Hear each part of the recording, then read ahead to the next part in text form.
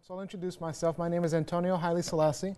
I'm the Section 508 specialist for the agency. I support the agency OCIO office for Section 508, provide technical guidance and training for the agency. Doug Pearson, your Section 508 coordinator for the center here, invited us down to give you a little bit of training on Section 508. So we're going to go over an overview of the law and the policy. What is Section 508 and why is it important? We're going to do a demonstration so you can see Section 508 in action. Then we're going to talk about electronic documents later in the afternoon. Give you a few best practices, demonstration, accessible Word documents, and conversion to PDF. So what is Section 508? So in 1998, Congress amended the Rehabilitation Act of 1973 to include Section 508, which provides people with disabilities opportunities to gain meaningful employment with the federal government and to reflect a focus on technology. Now, the Rehabilitation Act was enacted so that our facilities and our buildings were accessible to people with disabilities. And Section 508 was added later just to make sure that we had accessible technology as well. Section 508 requires that federal employees with disabilities and members of the public with disabilities seeking information or services have access to and use of information and data that is comparable to the access and use by persons who are not individuals with disabilities. The key here is federal employees and members of the public. That's the scope of Section 508 there. Now it covers Section 508 from a technology point of view. Section 508 includes just about everything, from your software, your computers, your telecommunications products, telephones, voice over IP, information kiosks, transaction machines such as ATMs, websites, multimedia, copiers, fax machines, lab equipment with embedded IT, even calculators, smartphones, for example. We had, in some cases, lab equipment would not have to be Section 508 compliant or conform to the technical standards, simply because it may not have IT associated with it. And many times we have to take those on a case-by-case basis and determine whether or not Section 508 applies. All right, we also have a NASA Section 508 policy which was just approved back in January. We were generally working off of the law itself, but we developed the policy to do a couple of things. The policy establishes procedural requirements for providing accessible information, electronic and information technology, with a special emphasis on implementation of Section 508 of the Rehabilitation Act. Section 508 requires federal agencies' electronic and information technology be accessible to individuals with disabilities. The policy is meant to aid in the understanding of Section 508 and to assign responsibility to key stakeholders in order to achieve and maintain compliance. In addition to making sure that we assign responsibilities to the areas or the groups that needed responsibilities, we wanted to kind of clarify some of the gray areas of Section 508. The standards were developed in 2000, the year 2000, were released in 2000 so that our technology has changed so drastically. We had to clear up some things, so we use our policy to do that. The NASA Section 508 policy applicability. The NPR is applicable to NASA headquarters, NASA centers, including component facilities, and its employees. It applies to E&IT, Electronic and Information Technology, acquired, developed, and maintained by or for NASA for use by NASA employees of other federal agencies, and the public on or after June 25, 2001. The document does not apply to E&IT acquired, developed, or maintained by contractors, solely to be used by contractors in developing products or services for NASA, and which has not been procured under a government contract. What that basically means is, if you have a contractor working on a website, for example, for you, or even captioning, or some type of multimedia production, those productions or that website would need to be Section 508 compliant when they deliver it to NASA. But the tools that they use to develop those products, the contractor does not have to use Section 508 conformant or accessible tools. It'd be nice if they did, but they don't have to. All right, the technical standards. United States Access Board published technical standards on December 21st, 2000. The Access Board actually developed the guidelines for the ADA, all the guidelines for the Rehabilitation Act and ADA they developed, making sure our ramps were a certain grade, making sure our countertops and desks were a certain height. That's what the Access Board was tasked with. They were additionally tasked with making sure that we had standards for E&IT, electronic and information technology. They broke it down into 6 categories.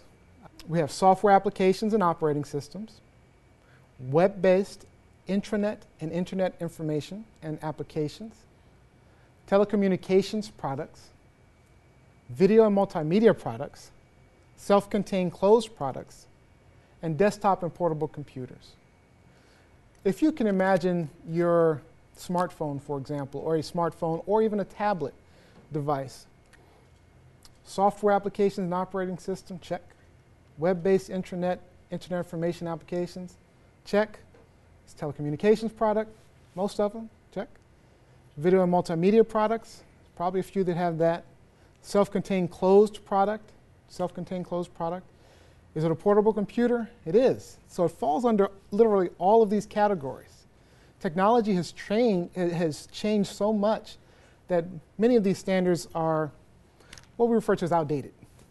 Technology has just changed so drastically. When they came up with these standards, trying to define 10 years from now where a smartphone fit into those categories, they didn't consider that.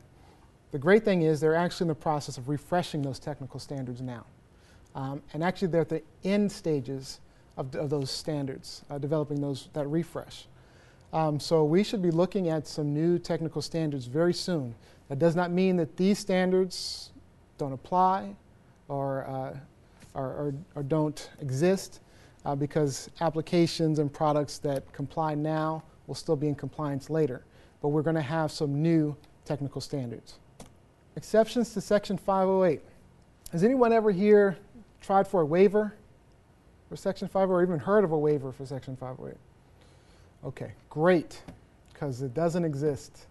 Oftentimes I'll go to centers and they'll say, can we get a waiver for Section 508? Waiver implies that you're waiving the law itself, compliance with the law itself. You have to comply with Section 508. The great thing is within the law, there are exceptions, exceptions to conforming to the technical standards.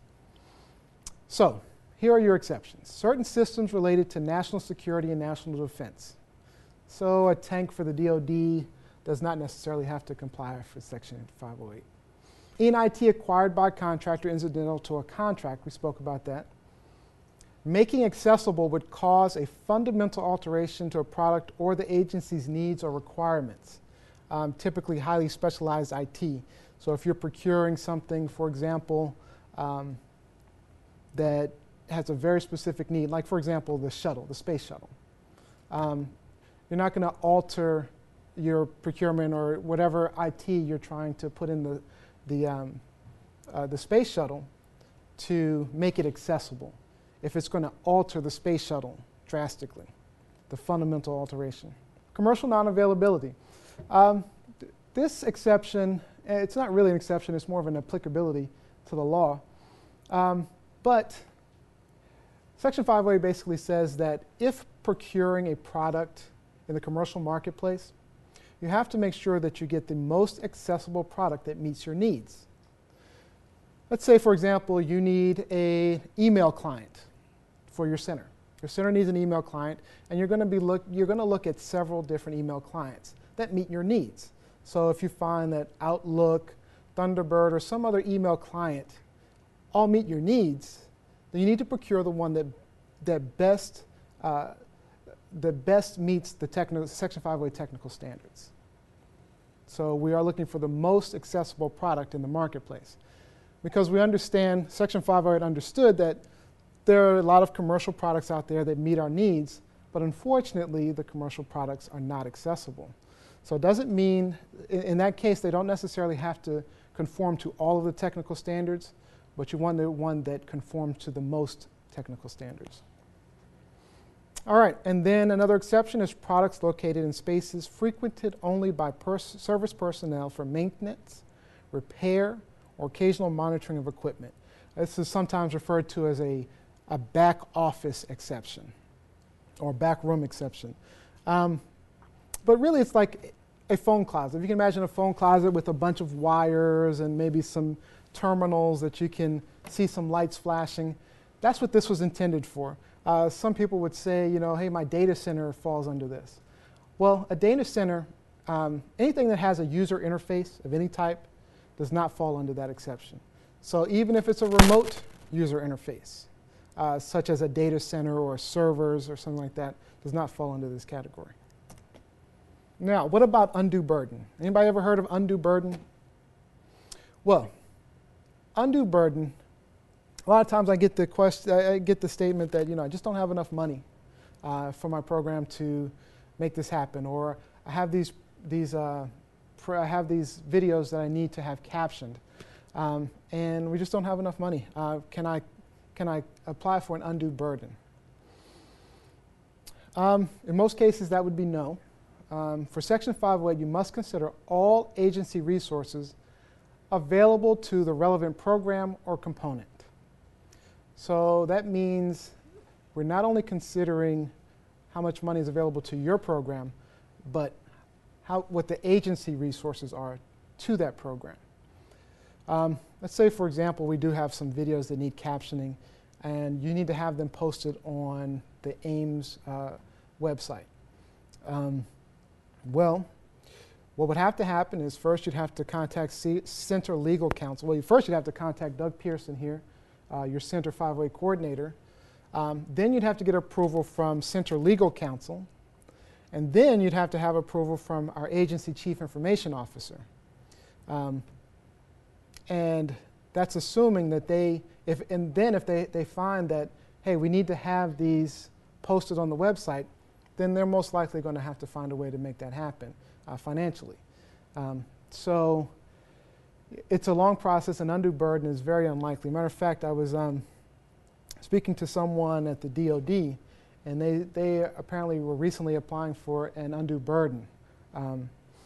And the situation was, and don't quote me on the numbers, but apparently they had a system that they needed to replace because it was inaccessible. Now, they were actually going to be replacing the system within the next 2 years or so, completely replacing the system anyway. But to make it accessible now would cost them nearly $20 million. They applied for undue burden, and last I heard, I don't think it was approved. So if you can imagine a $20 million system that's going to be replaced in a couple of years anyway, they apply for an undue burden, and they don't necessarily get that approved. Again, I don't know the outcome of it. It's very unlikely that if we're trying to get some videos captioned on our website, that's going to fly for undue burden. So why is Section 508 important? More than 50 million Americans report some level of disability in the United States. So has anyone here had any life-changing events, medical emergencies, saw their life flash before their eyes? Anybody in the audience? No? Okay, I did. I had, a couple of years ago, I had knee surgery. Torn meniscus. Actually, it was the second surgery I had on the same knee. Simple surgery, actually. It was just they just take a couple of scopes and clean it up a little bit and make it a little bit better. So got out of the surgery just fine. And then that evening, I kind of felt something in my calf. I didn't know what it was. It was just a pain. I thought maybe I'd pulled a muscle or something or whatever it was. But I felt a muscle, something in my calf. So a couple of days later, I'm kind of laying down in the bed, relaxing, and you know, I feel this intense pain in my back. And I have no idea what that is. I'm just like, wow, this pain. And then I notice I'm just starting to have a lot of trouble. Every time I breathe, it just hurt more and more, like someone's just stabbing me in the back, and I don't know what this is. And I got to the point where I literally could not breathe. I'm just taking short breaths, just trying to get breath. Got get to the hospital, of course, took an ambulance, and found out I had a pulmonary embolism. It's a blood clot that formed in the calf, which I felt, somehow got dislodged, went up into my lung. And, you know, from what I understand, 50% of people either die or become disabled from a pulmonary embolism. So I consider myself lucky. My life flashed before my eyes in that moment.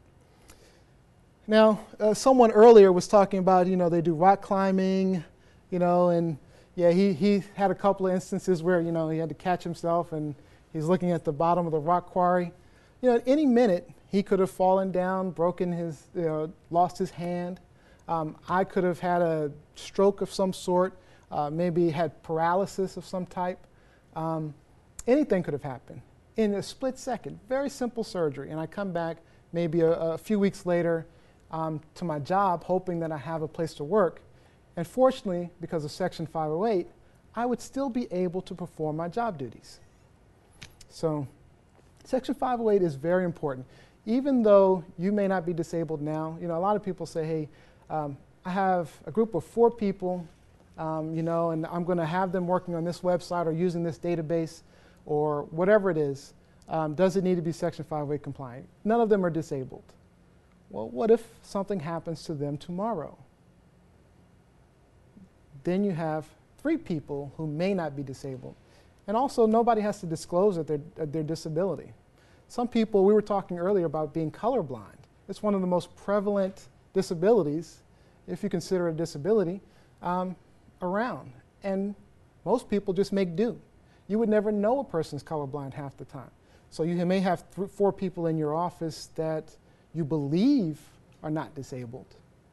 So let me give you examples of some disabilities. We have visual disabilities like blindness, weak vision, tunnel vision, dimness, extreme nearsightedness or farsightedness, and color blindness. We have auditory disabilities like deafness, hard of hearing, high-low frequency, progressive hearing loss, mobility and tactile disabilities like repetitive stress injuries, arthritis, stroke, spinal cord injuries, ALS, loss of anatomical parts such as eyes, limbs, or digits, and then cognitive disabilities. Section 508 does address a few cognitive disabilities, but cognitive disabilities can be so wide-ranging.